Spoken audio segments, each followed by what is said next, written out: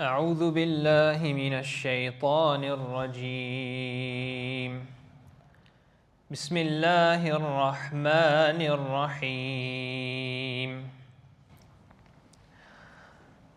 وعد الله الذين آمنوا منكم وعملوا الصالحات ليستخلفنهم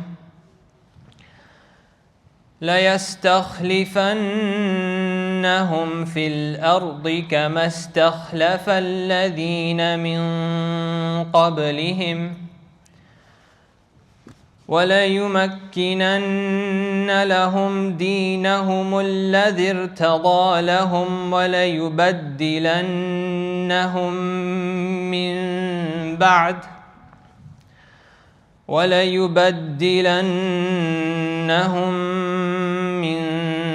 بعد خوفهم أمنا يعبدونني لا يشركون بي شيئا ومن كفر بعد ذلك فأولئك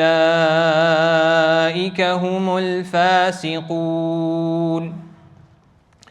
وأقيموا الصلاة وآتوا الزكاة وأطيعوا الرسول لعلكم ترحمون. الحمد لله رب العالمين والعاقبة للمتقين. الصلاة والسلام على أشرف الأنبياء والمرسلين سيدنا محمد وعلى آله وأصحابه أجمعين ومن تبعهم بإحسان إلى يوم الدين. Amma ba'd. We begin by praising Allah subhanahu wa ta'ala, the One, the Almighty, the Everlasting and the Ever-Living.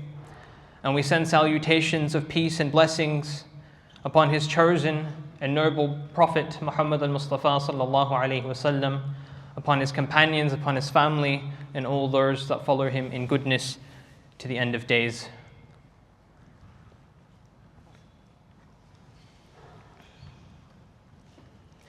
"50,000 years before Allah subhanahu wa ta'ala created the universe and everything that is contained within it, He commanded His qalam, His pen, to begin writing the story or the details of existence. And thereafter He created this universe and all that is contained within it. And in this universe, in this world, He created those that inhabited this world. And from amongst them, there are those that have been guided by Him, that have been favored by Him, and those that have not been. And those that have been guided by Him are given a distinction above the rest of humanity, provided that they uphold certain practices and certain beliefs. But despite having this distinction, it does not exempt them from dealing with loss and with dealing with suffering. Allah subhanahu wa ta'ala, after writing down the details of existence, then enacts these details through His will to then manifest itself on this earth upon its inhabitants. And there will be things that will happen to the inhabitants of this earth, i.e. human beings, that they will like and that they will dislike. Or things will happen that they will think are bad for them, but in actuality it is good for them. And things will happen to them that they think are good for them, but rather it would actually be bad for them. But whatever happens, happens because Allah subhanahu wa ta'ala has willed it to happen. And as I mentioned, those who believe, although they have a distinction given to them, it does not necessarily exempt them from enduring things that are displeasing to them and that are seemingly not good for them. The story of Salahuddin is a story, not just a story, but it is something that has happened in history, events that have happened in history, in which there are many similarities that we can see of the contents of that story with what we see before our eyes today.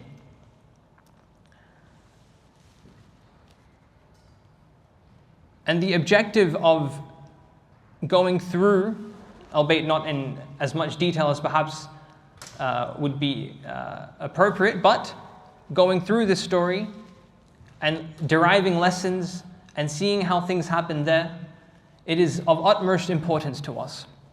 Because if we are not learning from history, then as they say, you are doomed to repeat it. And usually people say this in the context of, bad people who did things in the past. If you don't learn from them, you're going to do bad things as well. But at the same time, you must think of it from a different perspective as well. Those who suffered at the hands of the quote-unquote bad people. You don't want to be the subject of the oppression. You don't want to be the subject of violence and whatever of evil there is. You must learn from the shortcomings and the mistakes of those who came before you, such that you do not fall into the same mistakes and the traps that they fell into. As the saying goes, history, there are two sayings. History repeats itself and history rhymes. I think the one that is more appropriate is that history rhymes. No two things happen the same. But things do rhyme. They sound the same, they look the same perhaps, but there's obviously going to be small details that are different. As I mentioned, Allah subhanahu wa ta'ala enacts His will onto this world, and things happen to those who believe in Him, despite them not particularly enjoying it. But it happens to them such that they are forced, so at times, forced to uphold the covenant that they made, forced to follow through with the belief that they have proclaimed in Him subhanahu wa ta'ala. And they are forced to go back to their roots. They're forced to go back to what makes them them. They're forced to go back to their Creator. And we think that calamities and hardships that happen upon us are unfair. That, why is Allah distant from us? But one thing that we do not consider is that it is not Allah who is distant from us, but rather we who have become distant from Him.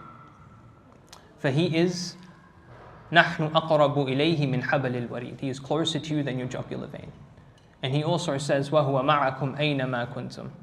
And He is with you all wherever you are. So the shortcomings, the pitfalls, the hardships, one of the reasons that a community experiences is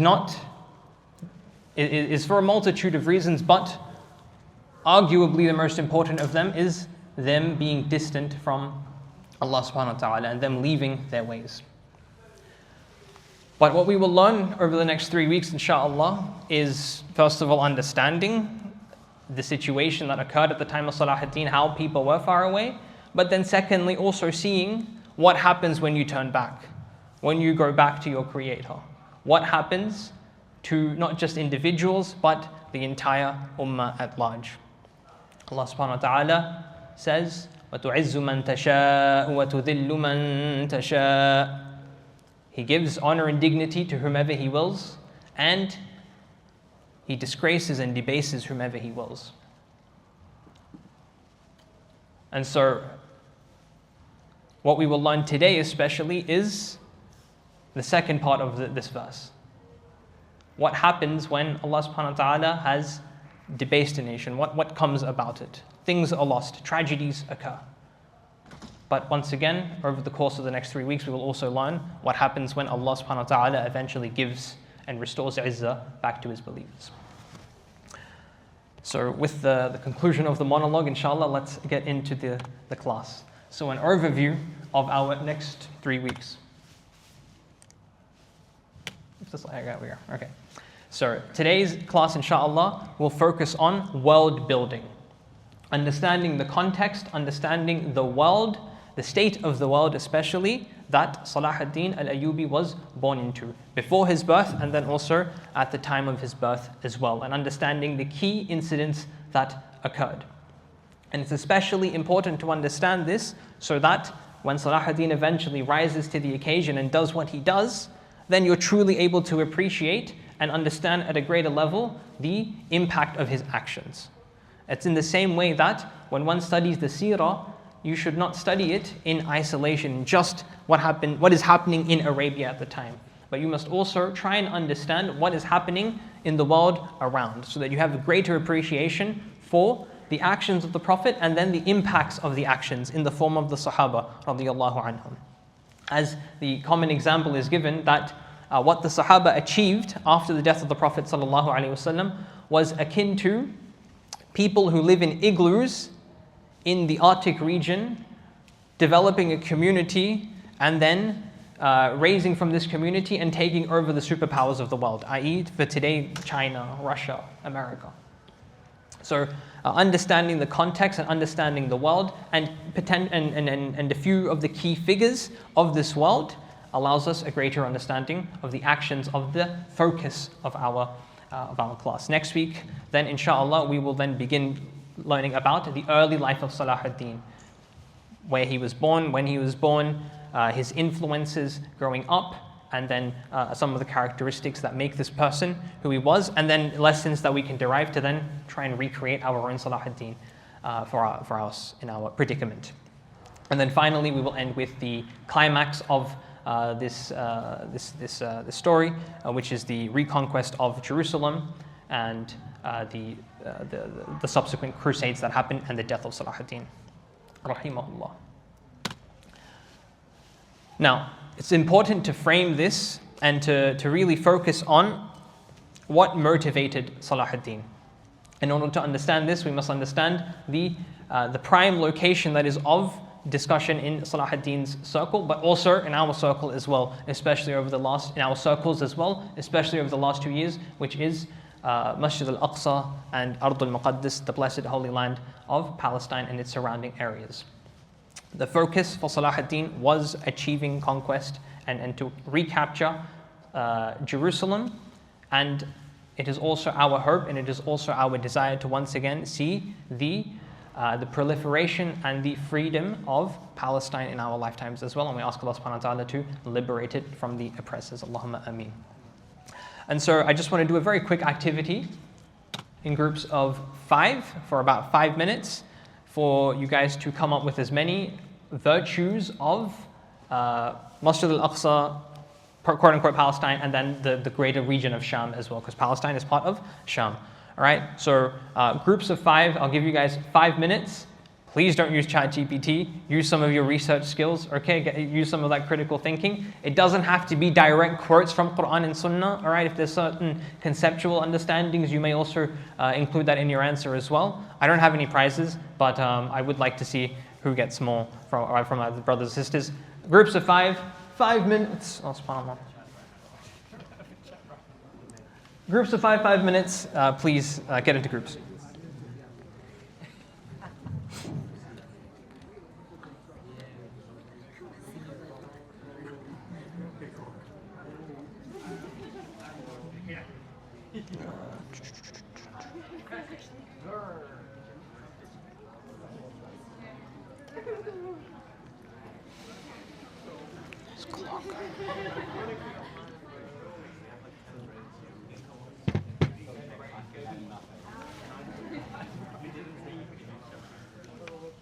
No AI research agents, okay? Use Google. Google search. I'm listening to you guys. And I'm going to ask whoever presents, I'm going to ask, what did you use? If you use ChatGPT or AI agents or not.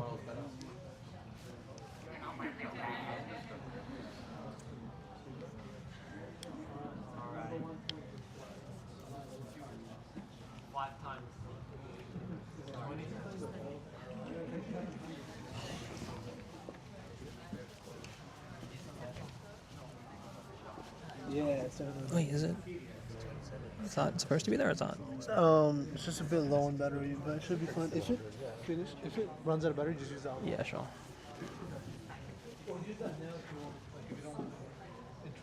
Oh, it's fine. It should be fine.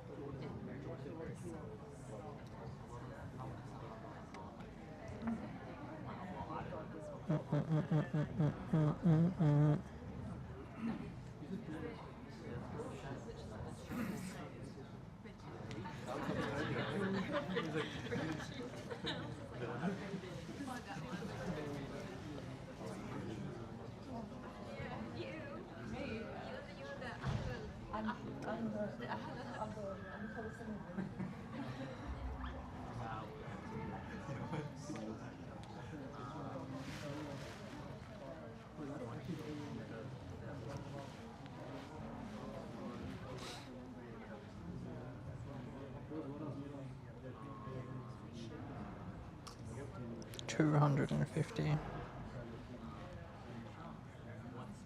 100,000. 1,000.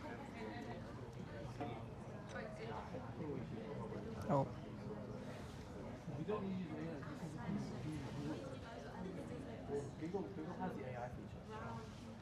No AI features, bro.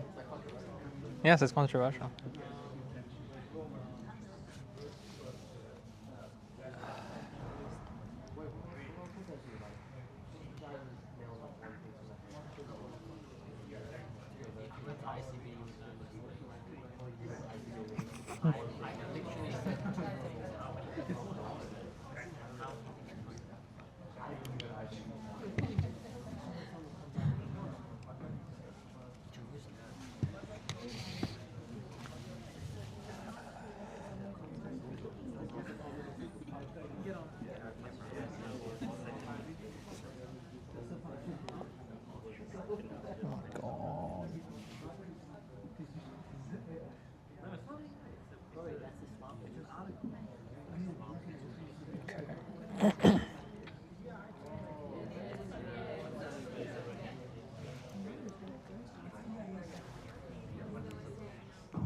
All right, I'm going to end early. We have 15 seconds left.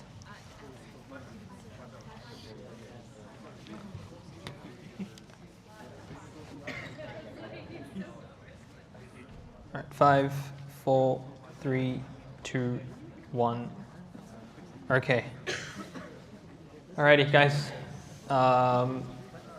Who had, let's say, 6 or more virtues? 6 or more virtues? One group? Okay. What about 5? 5? Okay. 5? Yep. Okay. 4? 3? 2? 1? 0. Okay. Would you guys like to share your virtues? Sumaya.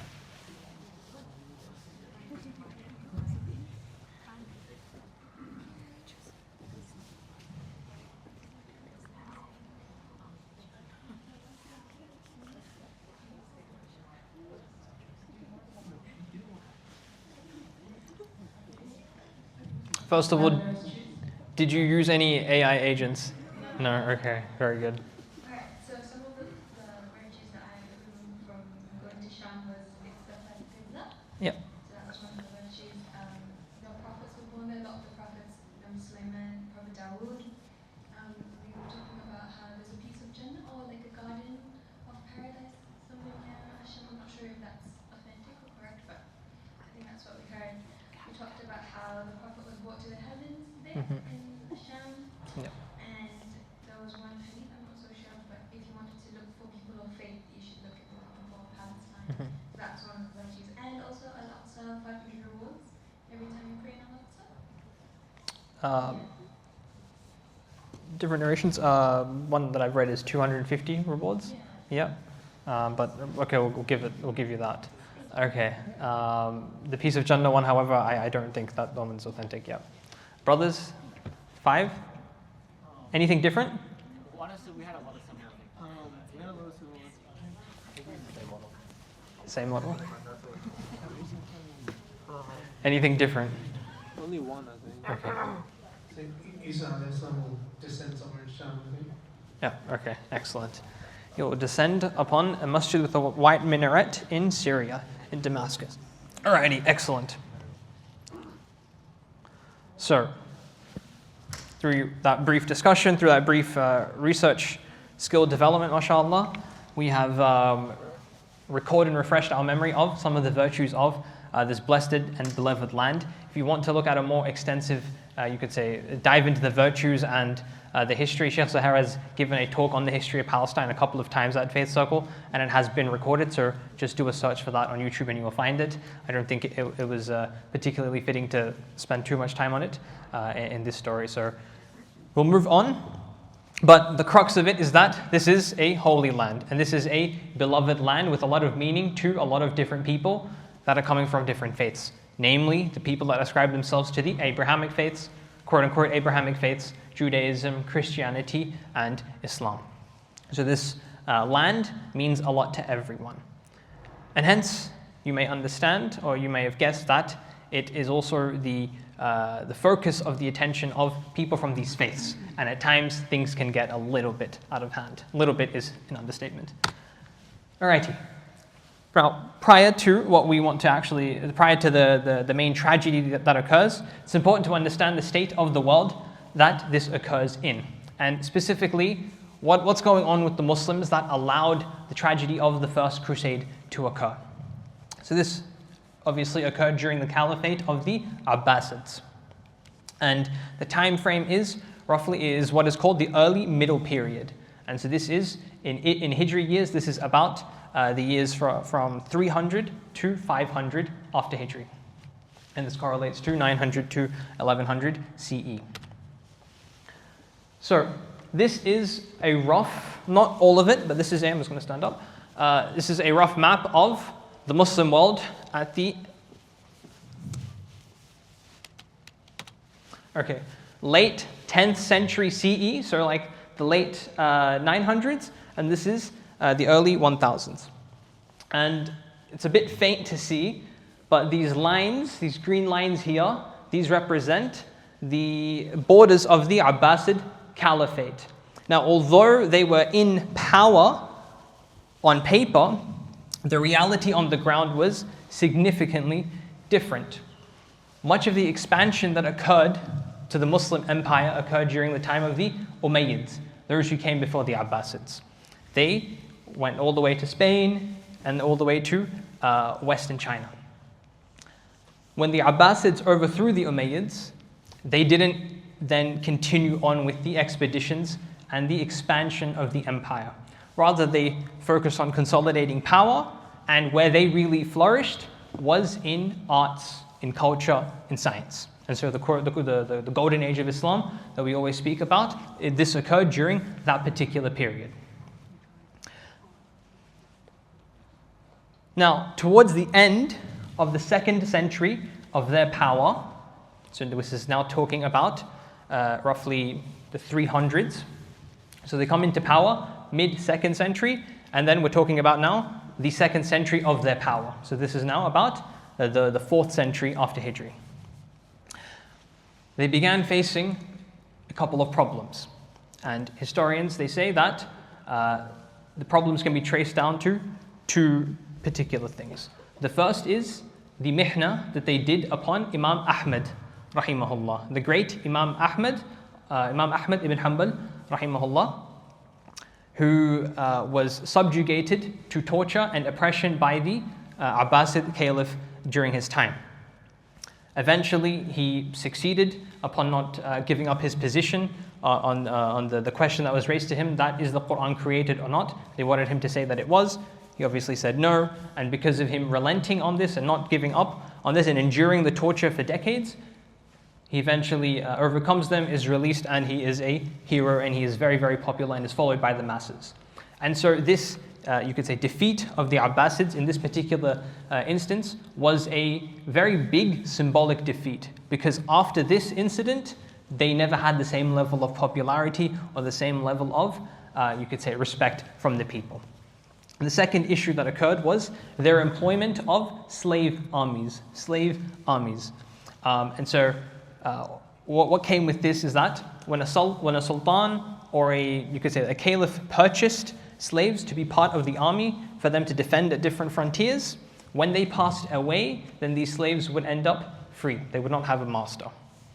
And so this was a pro in that, they had no link to any type of family to kind of, you could say, be used against somebody else. But at the same time, it was a con because they didn't have any type of allegiance and they just kind of went their own way. And so once the one who purchased them ends up passing away, then the army obviously cuts away and becomes weakened as well.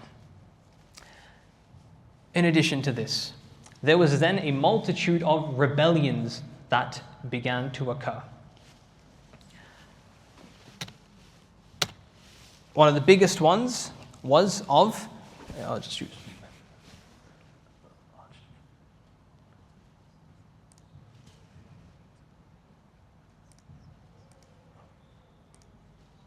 Okay, one of the biggest ones was of the Fatimids. The Fatimids. Who are the Fatimids? Very, very briefly, the Fatimids were a offshoot of the Shia sect, and they rebelled against the Abbasids and they established their own caliphate. They established their own caliphate, and they did this primarily in Egypt. In addition to the Fatimids, there was also the Buyids, or the Buwayhiyun. The Buwayhiyun, the Buyids, as it's known in English. What's interesting about them is that they're also an offshoot, the Persian Shi'i warlords who dominated the Abbasids. So they never took over the caliphate, but they basically ruled over the region in which the Abbasids were based, which was in Baghdad. So they were in charge of the Abbasids, although not in charge of the Ummah, if that makes sense. So there was that as well. There was also the Ghalkhanids, although they were Seljuks, they were of Turkic descent. They were sympathetic to I wouldn't say sympathetic, but they were more in line with the Abbasids than the Shi'is. And this is the general areas that they ruled over. There's obviously then the Ghaznavids. So the Ghaznavids, they are coming from what is now modern-day Afghanistan, Pakistan region.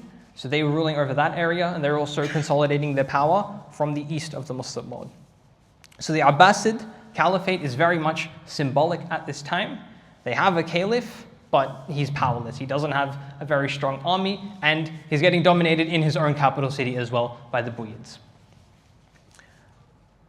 And then there's also this rival Fatimid Caliphate that has also come up. And as you can see here, with the Fatimids, so they started in Egypt, and then they grew their power to then taking over Palestine as well.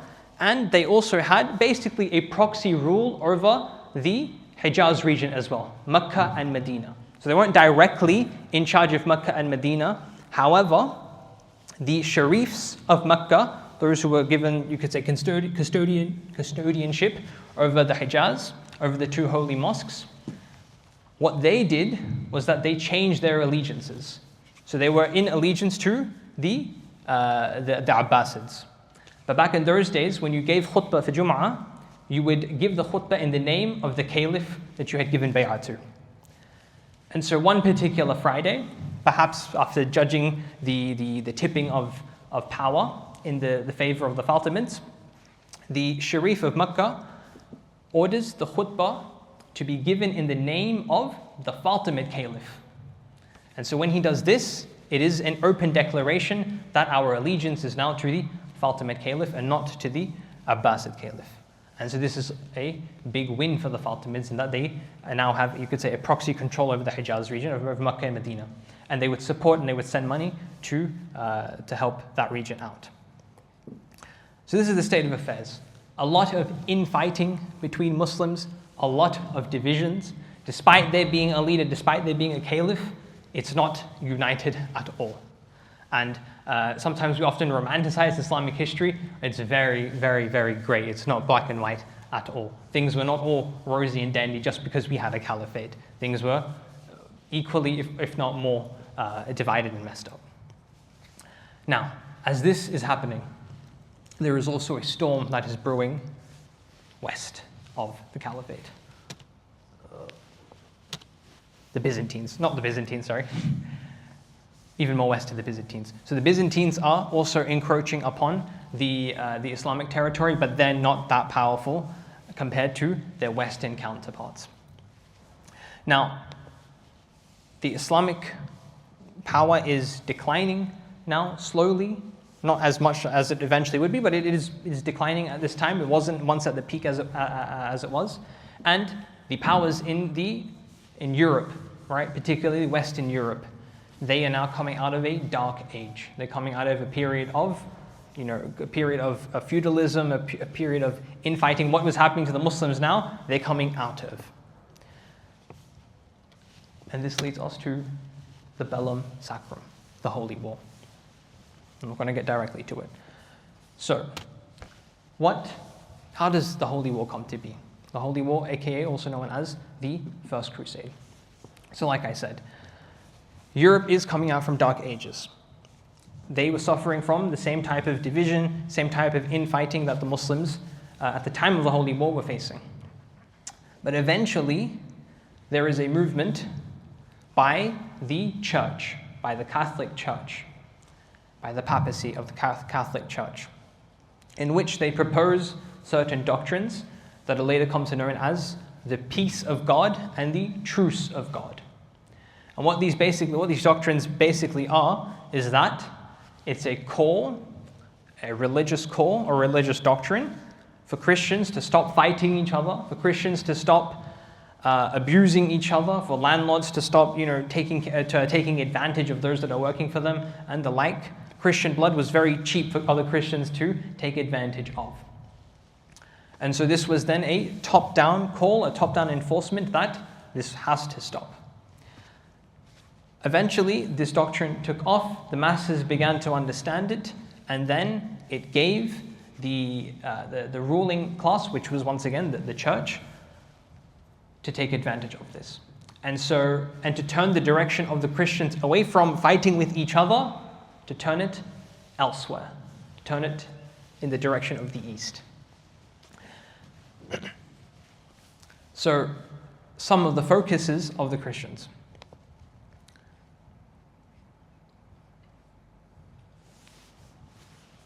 So after this doctrine is enforced, they then begin to turn their direction towards other people that are living in Christian lands, namely the Jewish people and the pagans, or pagans that existed at that time that hadn't adopted Christianity at this point. So a lot of the rhetoric, a lot of the speeches that are given by the popes at that time are directed towards these two categories of people. But then also they begin and they introduce a new enemy, the one that they called the Saracens. The Saracens. And the Saracens is the name that is given to Muslims, whether they're Arab, whether they're Turkic, whether they're Kurd, they just call them all Saracens. And so Christians then began to encroach upon Muslim territory. So they started with trying to fight back against the expansion of Muslim Spain. And they began taking land back from the Muslims there. And then also in Sicily as well. Muslims had taken over Sicily, the island underneath Italy. They began engaging in wars there as well to take this land back. And the final frontier, which was the Holy Land. This idea was then began to be perpetrated into the masses that we need to rid the land of Christ from the filth, from the pagans, from the Saracens, and we need to reclaim what is truly ours.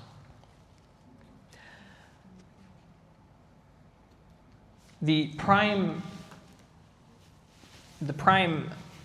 driver of this movement, so I'm going to be skipping a little bit, but the prime driver of the First Crusades is a figure of the name Pope Urban II. Pope Urban II. He takes rule and he begins promoting this idea of a holy war more and more and more. Now, he holds something called the Council of Clermont. This occurs in 1095 CE. 1095 CE or 488 after Hijri. 488 after Hijri. He holds this council. A bunch of noblemen from the French elite and from other European regions, they are all there, and he takes advantage of this. And he gives a bolstering speech where he riles up the masses into what I just said, into going to the Holy War, marching upon the Holy Land and taking it back from the Saracens. And it is said that once he concluded his speech, the entire audience chanted out in unison, Deus vult, which means God wills it, or God has willed it. And this then became a very popular phase amongst, especially currently, Christian nationalists as well. They use this as a part of their identity. Now, in addition to this call, it's not just enough to tell them that we need to go back and reclaim the Holy Land. They then begin to spread propaganda as well, that the Saracens are killing the Christians in their lands. They're destroying churches. They're destroying whatever properties Muslims are holding. Whatever property Christians are holding. They're subjecting the Christian population to great torture and great ridicule. And we need to go and save them and liberate them.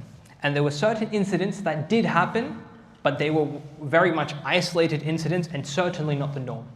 One of these incidents had happened many decades before, but it was the destruction of the Holy Church in Palestine by the Fatimid Caliph Al-Hakim. He was known as the Mad Caliph. In a fit of, you could say, lunacy, he destroys this church, and this is obviously a very symbolic place for the Christians and the Catholics in particular. He destroys this church, but he himself, once again, he was known as the Mad Caliph, so he would do some really crazy things. One of the things that is said about him is that he would not let people wear shoes in Egypt. If you saw anybody wear shoes in the streets of Cairo, he would either subject them to torture and even at times kill them as well. So he had, a couple of screws loose. But once again, he was very much an isolated case. And there were other, once again, small incidents of persecution, but all of these were reprimanded by those that were in charge of those places. And so the Pope Urban II and those around him very much took advantage of these fringe cases and used that to then propagate and promote their message.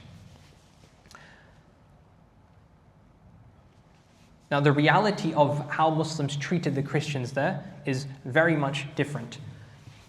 A European historian, he says that not only were Christians allowed to keep the churches that they had before Muslims took over, but rather they were allowed to build new churches, and they were allowed to build monasteries and libraries in which they collected all types of theological works.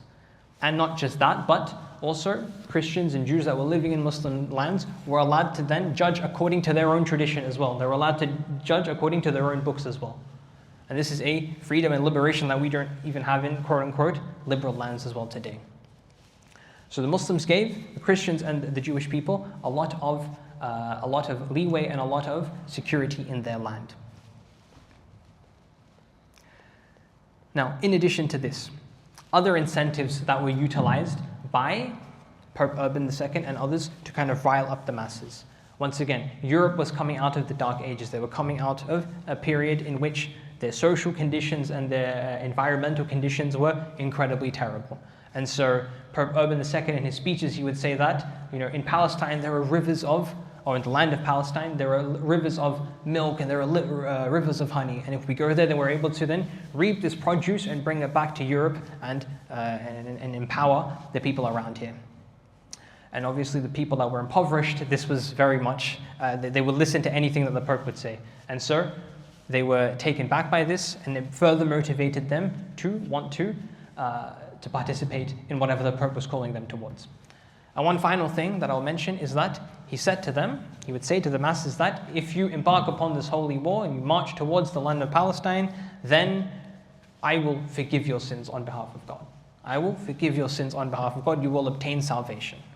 And so at that time, the conscience of the people, of the general Christian masses, they were very guilty and they were very feeling like they were enveloped in sin. And so once again, this was another appealing message that drew them to answer the call of the Pope.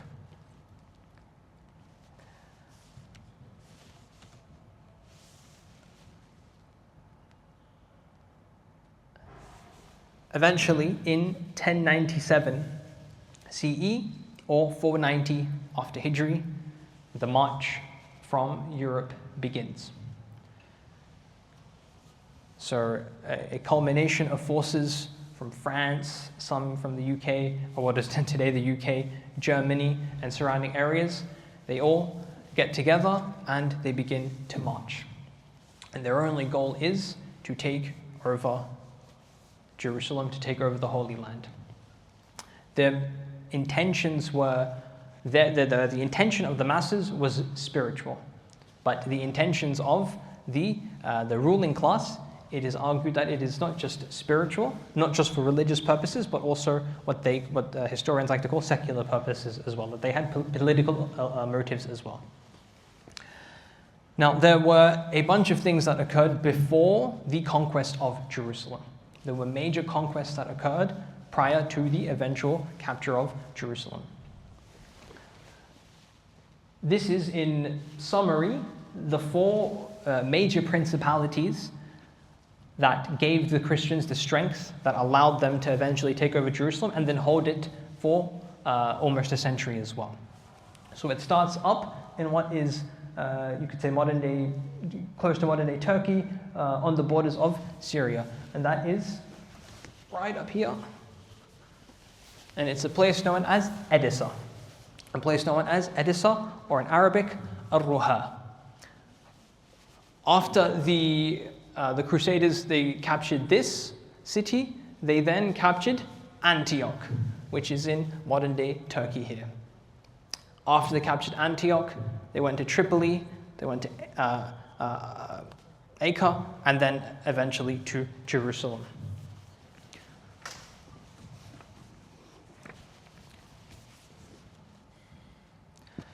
Each of these battles that took place were multiple months-long sieges, but once again, due to a lot of the infighting of the Muslims, the weakness of Abbasid rule, the failure of the Fatimids to act in the places that they were in power, they were not able to sufficiently and adequately defend these cities. And so after a few months of siege on each of these places, they all fell into the hands of the Christians. And there was one particular place where historians, they describe a very harrowing events. It's a place called Ma'arrah an-Nu'man. It was wintertime at the end of 1098. So remember, the march starts in 1097. They're marching to all these different places and they're taking over. 1098. So a year before they capture Jerusalem. It was wintertime, the end of 1098. Food is in short supply of the Christian army. And so according to one of the French chroniclers that was with them at the time. So this isn't Muslim reports, right? This isn't historians that are coming later. This is a person from amongst the camp of the Christians, a Frenchman who writes what he is seeing. Because of the lack of food, after the Christians besiege the city and then take it over, what they end up doing is they boiled pagan adults in cooking pots. They impaled children on spits and devoured them grilled. This is one French chronicler. Another French chronicler, Ralph of Caen. He says, "Not only did our troops not shrink from eating dead Turks and Saracens, they also ate dogs." They also ate dogs. This is the barbarity with which the Crusaders, wherever they went, especially when things got desperate, this is the level that they would get to. They would not enter any city into peace. They would enter into every city. Even if they wanted to rule over, they would enter it in a way that would seek to destroy the population and to destroy the masses that were there. Their only goal was just conquest, conquest, conquest, without any mercy. Eventually, after Tripoli falls, and they then move into what is known as the land of Palestine, it's not that hard of a road to then eventually get to the gates of Jerusalem, or to the walls of Jerusalem. Now remember, at this time, who was in charge of Jerusalem? Who was in charge? The Fatimids were in charge. Okay, they had direct rule over this. Now initially, the Fatimids tried diplomacy. They tried to, they tried to reason with the Crusades that, let's reach some type of agreement. Maybe we can leave. Maybe you guys can just observe from outside, and we'll stay here. Whatever the case might be. But the Crusaders were not rational people. They were not people that were willing to have a discussion. Once again, the only thing that they wanted to do was conquer, conquer, conquer. For about a month or so, in July of 1099, which translates to 492 after Hijri, Jerusalem falls. After a month-long siege, in the middle of the year, Jerusalem falls. The Christian Crusaders, they break through the defenses of the walls of Jerusalem, and when they enter, the destruction that they cause.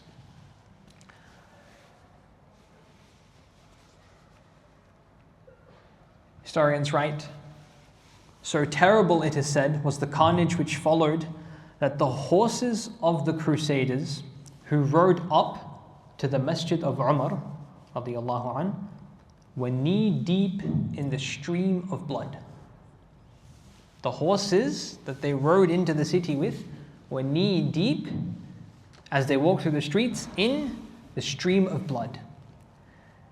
Infants were seized by their feet and dashed against the walls, or whirled over the battlements, meaning thrown over the battlements.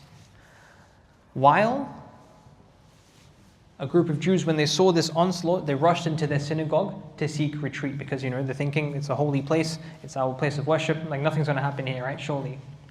When they did this, the Christians went up to the synagogue and they burnt the synagogue, and all the Jews inside that were seeking refuge there were burnt alive.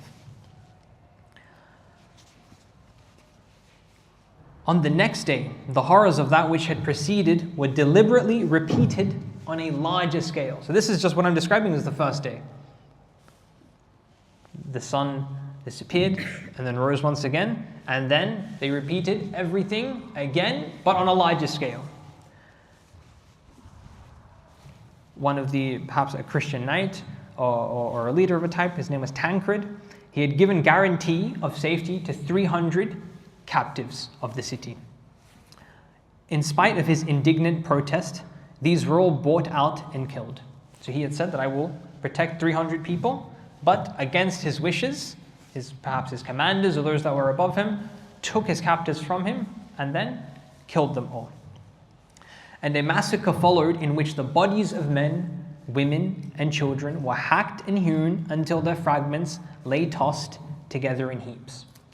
The work of slaughter ended, the streets of the city were washed by Saracen prisoners. The streets of the city were washed by Saracen prisoners. Right? When you wash a street, you see the remnants of the water everywhere. Now, I apologize for the graphic descriptions, but this needs to be heard and this needs to be understood. But the streets were washed with the bodies of the Muslims that were the primary residents of this place.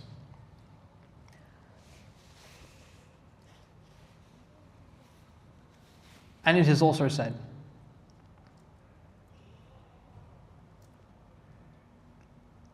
that piles of heads, hands, and feet lay in the houses and the streets.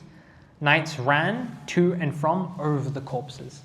So once again, like I said, the streets were washed with the bodies of the Muslims. So just to make your way through the streets, you would be having to trample over a bunch of dead bodies.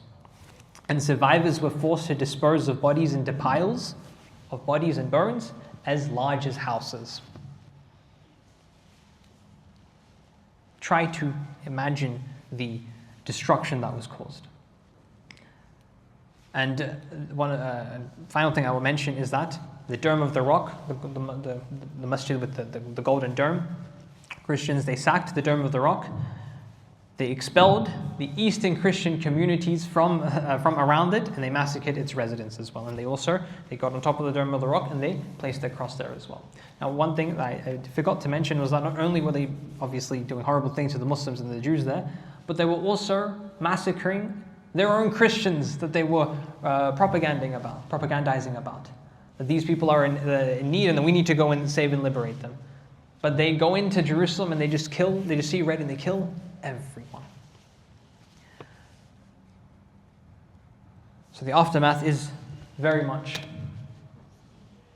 unimaginable and unfathomable. So, we've already discussed in brief why there was not much of a united Muslim response, or rather why there was not a response, and it was because of the lack of unity of the Muslims. There was no strong leadership that was able to defend the different Muslim principalities that had fallen at the hands of the Christians. And so this allowed, once again generally, this allowed the Christians to take advantage and just march in and do whatever they wanted. Now once the Crusaders had taken over, now they've achieved their objective of conquering Jerusalem. Now many of them are like, okay, now what do we do? We've gotten all this war booty. We have we've fulfilled the bloodlust that we had in taking care of these Saracens. Now what do we do? Some of them stayed. Many of them went to the other 4 cities that we spoke about, and they spent the rest of their days there, and others went back to Europe.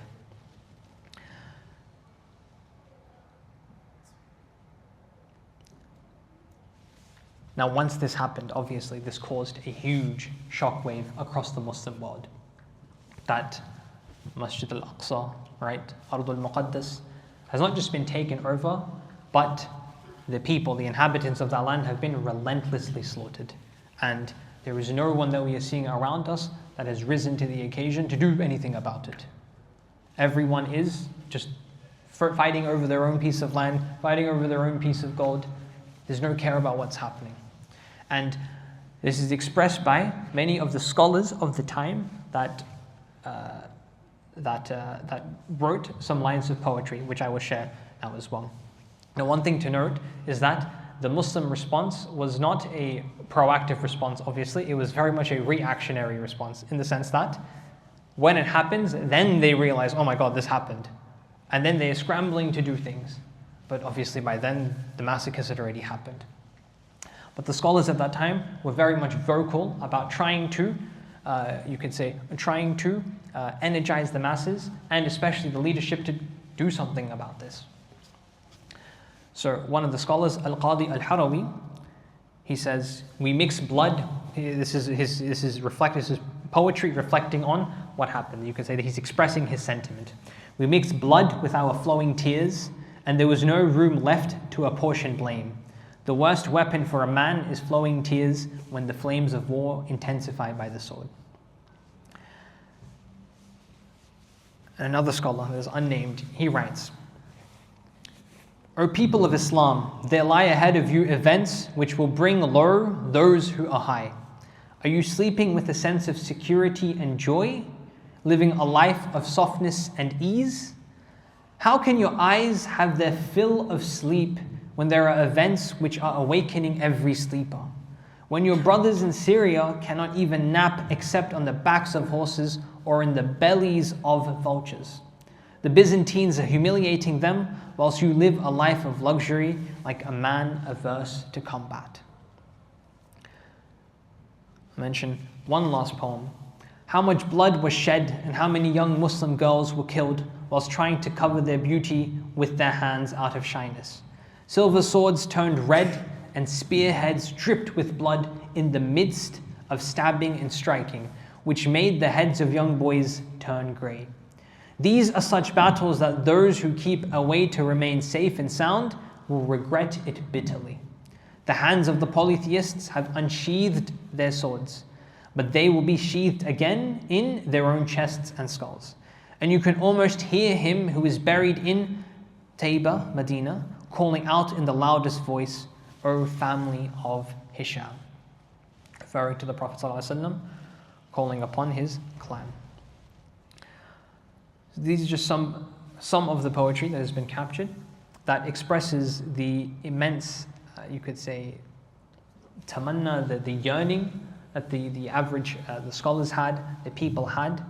Their hearts were bleeding, metaphorically, at the pain that they had heard and the suffering that they heard of their brothers and sisters. And because of the lack of a unified Muslim response, they felt a little bit helpless. But that didn't mean that they gave up. When things eventually happened, they took time to happen. But the Muslims of the time mobilized. I'm jumping ahead a little bit now, but there were multiple then attempts a few years later, the First Crusades, there were multiple attempts to then besiege different one of these 4 principalities, these 4 cities, at trying to obtain it. Jerusalem itself being one of them. They were not successful. Multiple skirmishes, multiple battles, multiple sieges that occurred. Decade after decade after decade, no success. Until eventually, 90 odd years later, Salahuddin marches into Jerusalem. And this is a really important lesson for us to learn, that every single one of these sieges and every single one of these battles that occurred after the fact, they all played their role. They all played their part. Every battle increased the Muslims one step forward towards liberation, one step forward towards their freedom. They may not have gotten it until decades later, but it was an attempt, it was a contribution that eventually led to the culmination of victory that came at the hands of Salahuddin.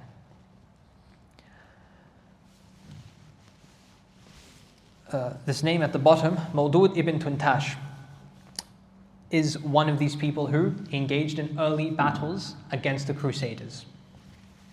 He was the Emir of Mosul in Iraq, and he was one of the first ones, if not the first one, to revive this idea of resistance against the Crusades. And so he engaged in multiple campaigns against Jerusalem and Edessa. Now if you remember, if we go back, Edessa is at the top in the green. So Edessa was perhaps the second largest stronghold of these four principalities. And so whoever had Edessa would eventually end up having Jerusalem as well. But nonetheless, he was not particularly successful. However, there was one particular battle in the year 113, near the Tiberias River, where the first victory against the Crusades comes about. This is known as the Battle of Sanabra. The Battle of Sanabra. And this comes at the hands of Mawdud ibn Tuntash.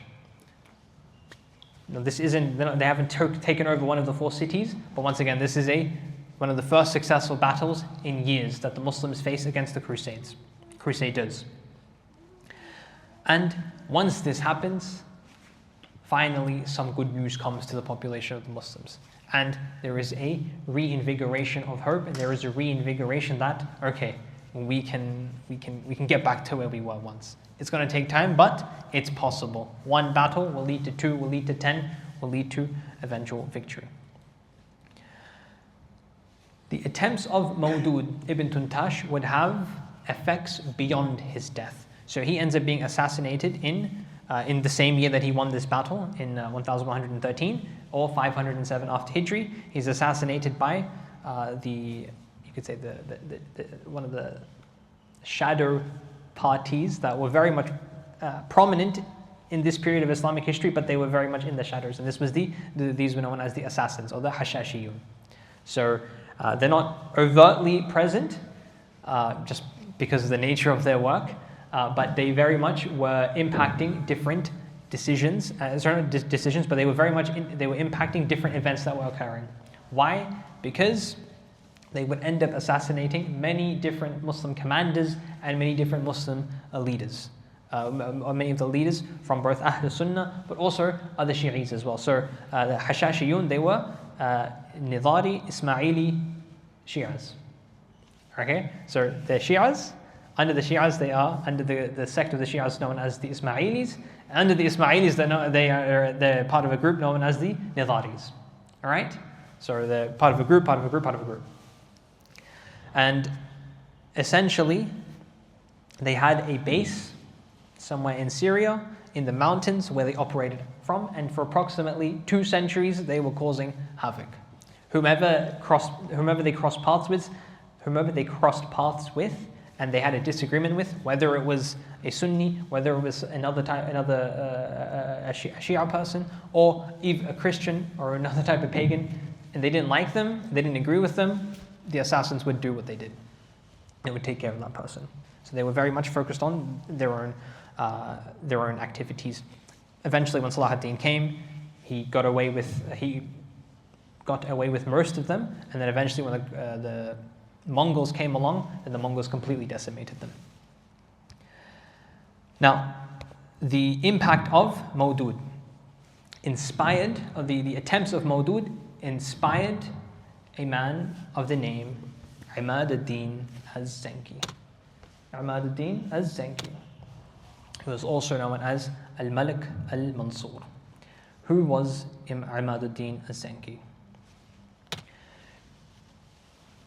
I'm going to start the section off by narrating a hadith of the Prophet ﷺ where he says, إِنَّهُ لَا يَدْخُلُ الْجَنَّةَ إِلَّا نَفْسٌ مُسْلِمَةٌ وَإِنَّ اللَّهَ لَيُؤَيِّدُ هَذَا الدِّينَ بِالرَّجُلِ الْفَاجِرِ.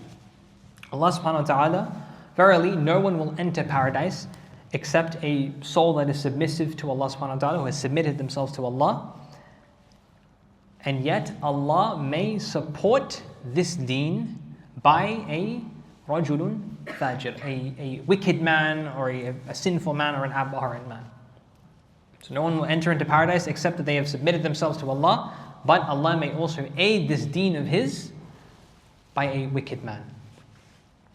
Imad-ad-Din az-Zanki was not known to be a person who lived a pious or necessarily righteous life. He had good qualities, but he was not somebody that was particularly virtuous. He was born in the year 488 or 490 after Hijri, which correlates to 1095, 1097 CE. And he was born to court chamberlains of the Seljuks. The Seljuks were Turkic background, people of Turkic background that were that had a very strong hold under the Abbasids, but they were not in power in particular. Eventually, as he grows up and he rises through the ranks, he becomes governor of Aleppo, Halab in Syria, and Mosul in Iraq.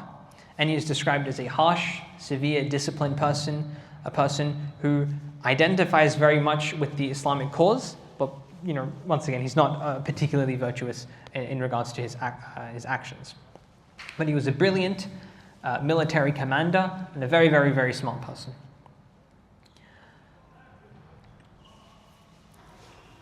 During one battle that he was fighting near a city in Iraq known as Tikrit, he is wounded. This battle takes place in 1132 CE or 526 after Hijri. He's wounded in this battle, he's abandoned from his army, and he seeks refuge with one of the governors of this locality. The name of this governor is Najmuddin Ayyub. Najmuddin Ayyub. This governor was known to be a generous, very kind, very hospitable person, and he sees the predicament that Imad-ad-Din is in, and he decides to take him in. He takes him in, lets him heal, provides him with whatever comfort and facilities he needs, establishes an alliance with him, and then sends him back to Aleppo. Now, this relationship that was formed as a result of Imad-ad-Din becoming injured is one that ends up paying great dividends. And this shows that a simple act of kindness may lead to things beyond your imagination. 5 years later, Ayyub, Najmuddin Ayyub, I'm just going to call him Ayyub from now. Ayyub, along with his brother Asad-ad-Din Shirkuh, are engaged in a conflict. Asad-ad-Din, the brother of Ayyub, is known as a person that has low temperament. He's very quick to get angry. He ends up killing someone. And because of that, the Asad-ad-Din, his brother, and their entire family have to run off into a different city. And they end up running off to Halab. They end up running off to Aleppo. Along with Ayyub was his newly born son, whom he named Yusuf.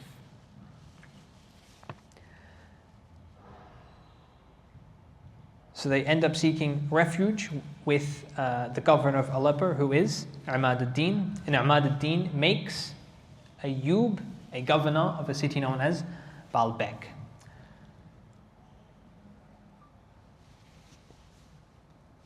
After Ayyub is established, he is then assisting Imad-ad-Din in his campaigns against the Crusaders. So at this point, Imad-ad-Din is a military commander. He holds a sizable army, and they're going around and trying to engage with the Crusaders. And they're motivated by the attempts that were made by Mawdud.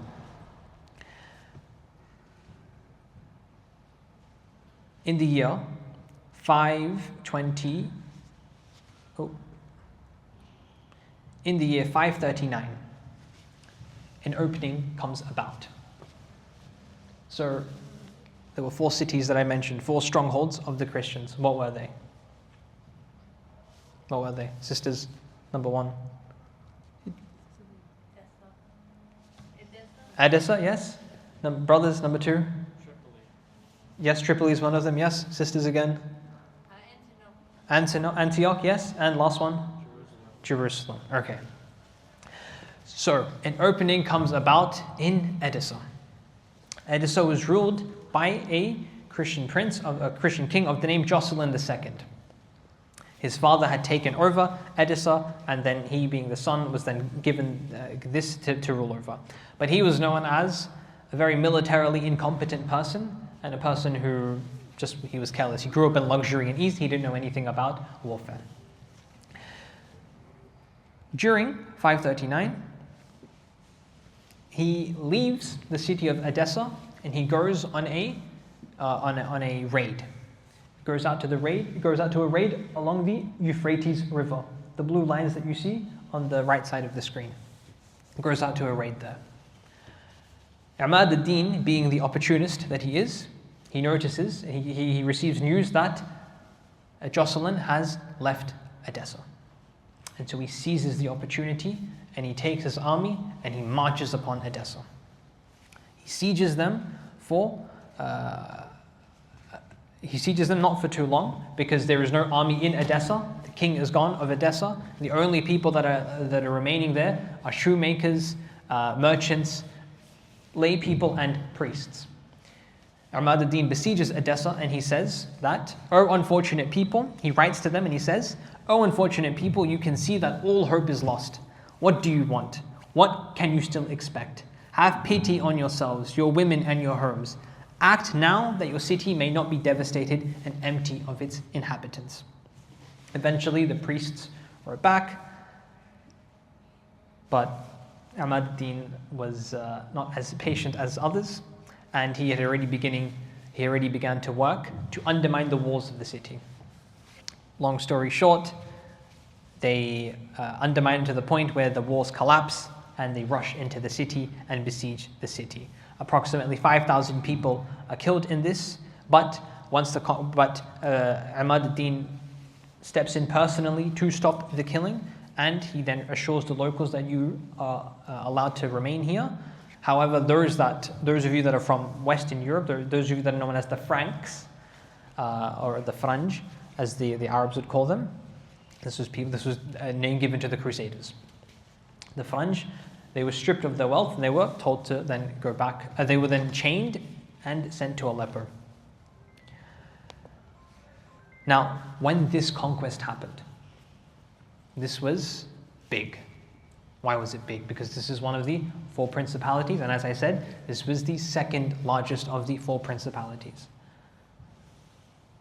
And when it occurred, it was termed as Fath al-Futuh. Fath al-Futuh, the conquest of all conquests. When this occurred, a lightning strike of motivation and of hope pierced its way through the Muslim masses. That one battle that was won by Mawdud has now resulted in the fall of Edessa. And now all of a sudden, things are looking a little bit bright. There's much work to be done, but we've just captured an outpost, the second largest outpost of the Crusades. 3 more remaining. Ahmad-ad-Din is then given a plethora of titles. One of them we just saw, Al-Malik al-Mansur, also Zinat al-Islam, like the beauty of Islam. And he then continues after conquering. He doesn't stay, he moves on, and he tries to then engage with the other principalities. But unfortunately, Allah subhanahu wa ta'ala, through His will, had decreed death for him to come. He ends up being assassinated by his own slave. Now, the hadith that I mentioned at the start of this section, I want you to recall it. Ahmad-ad-Din, despite his fervor for the Islamic cause, he was also somebody that was known to drink a lot as well, drink alcohol a lot. And one particular battle, as he is resting, he is drunk in his home.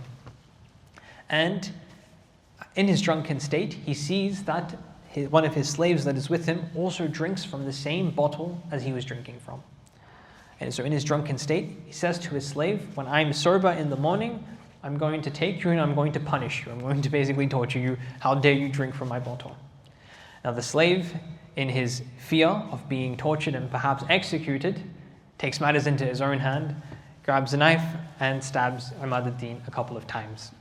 Ahmad-ad-Din doesn't immediately die, but he eventually succumbs to his wounds a few hours later.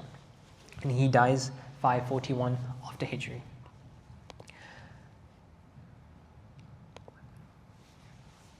So Allah subhanahu wa ta'ala has utilized Ahmad-ad-Din to achieve this great victory at Edessa. He was the one that was looked at as the one that is going to help us reconquer Jerusalem. However, he has passed away.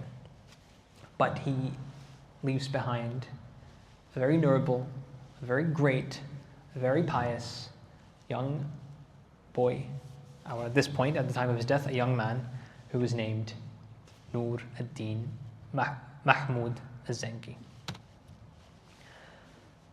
who is also known as Al-Malik al-Adil.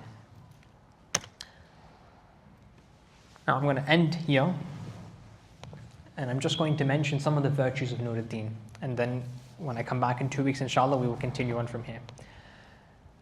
Nur ad-Din is born in the year 511 after Hijri, and he passes away in 569 after Hijri, which correlates to 1174 CE. What is written about Nur ad-Din? The great historian that came just a few decade or a century or so after these events, of the name Ibn al-Athir, he writes regarding Nur ad-Din, I have read the biographies of the Muslim commanders of the past, and I have not found any of them after the rightly guided caliphs, the Khulafa Rashidun, and Umar ibn Abdul Aziz, who had a better history and was keener to uphold justice than Nur ad-Din al-Zanki. So very high praise. Now of his virtues, he was a man of simple means.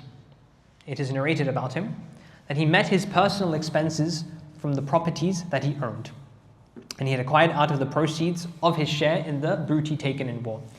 He had set apart 3 shops which were located in Homs, which fetched an annual rent of 20 dinars for meeting his household expenses. Once, when his wife complained to him that the income from these shops was insufficient, he dryly replied, I have nothing more to give to you. Whatever else you see, I hold in sacred trust for the Muslims, and I am no more than their trustee. I would not like to be consigned to hell for your sake by spending anything on ourselves out of public funds. He was a man that was dedicated to his prayer and dedicated to his studies of the tradition as well, of the Islamic tradition as well. It is said that he would devote a great part of his night time, despite being a king and despite being a military leader, he would devote a great part of his night to Qiyam al-Layl, or to Tahajjud. I mean, he would spend that time praying. He was an adherent to the Hanafi school, and he studied fiqh and the ahadith, but he was not someone that was dogmatic, meaning he wasn't like how would you describe? He was not someone that was like, it's the Hanafi way or no other way, right? He was, you could say he was very, for his time, because people back then were very much like, Hanafis would not pray behind Shafi'is would not pray behind Hanafis. It was like that. But so for his time, he was a bit more open-minded.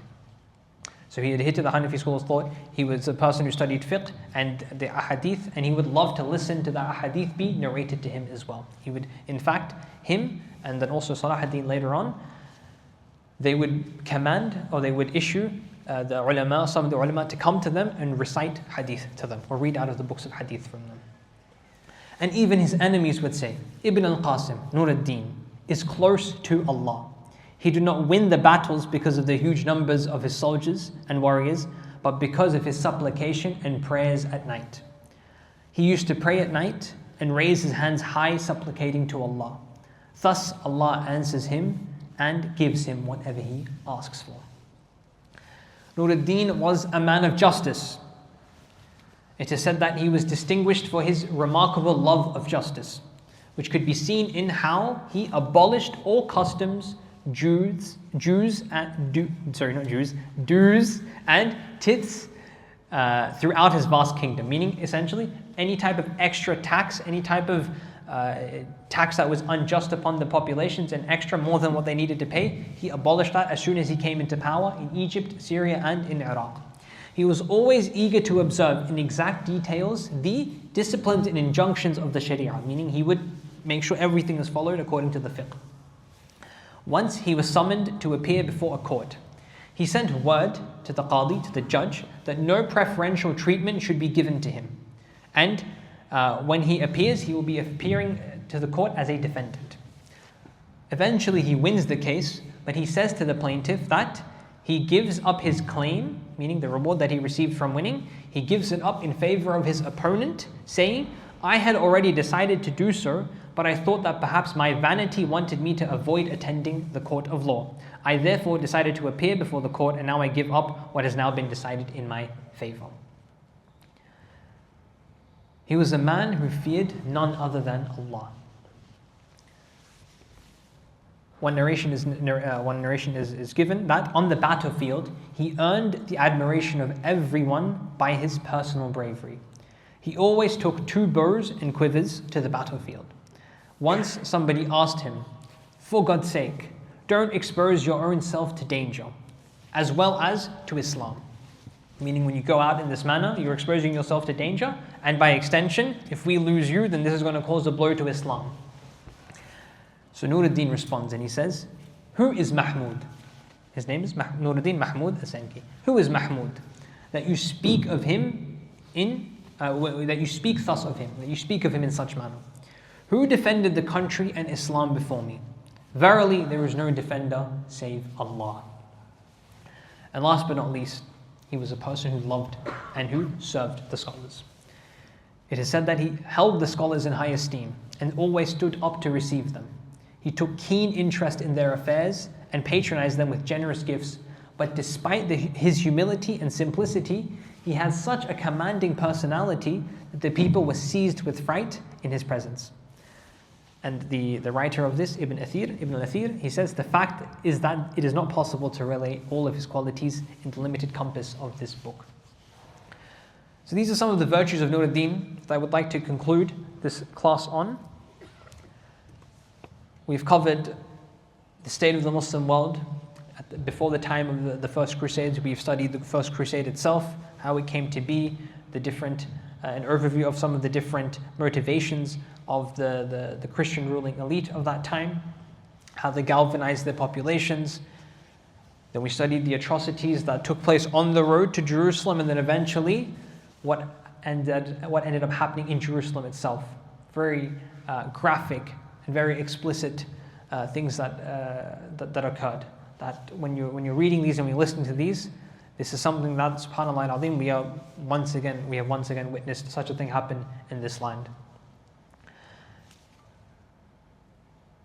After the fact, we then briefly discussed some of the minor battles that took place, and then eventually we began discussing Imad ad-Din, you could say the first prominent figure that really rose to the occasion, although it was a few decades after the fact, but he rose to the occasion, and despite him not being a person that is known for his religiosity, Allah subhanahu wa ta'ala still aids his deen, still aids his religion through this type of person.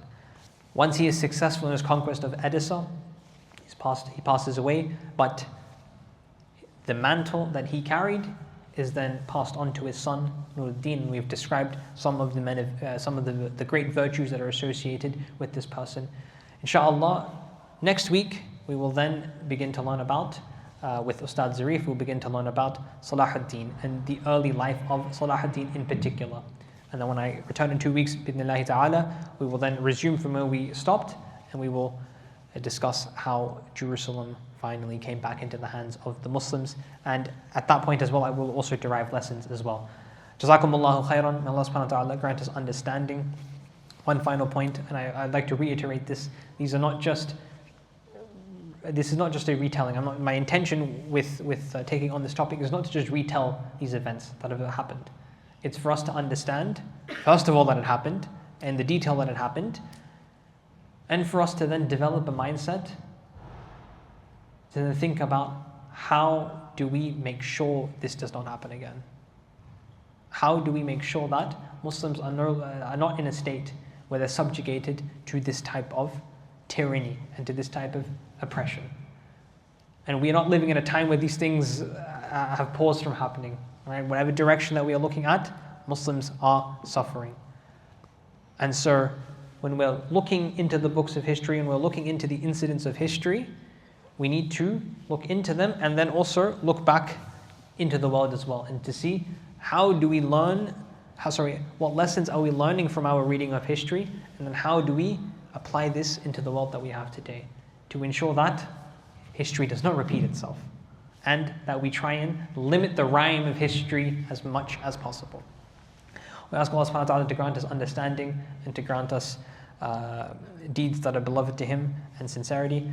Allahumma ameen wa akhir da'wana alhamdulillahi rabbil alameen.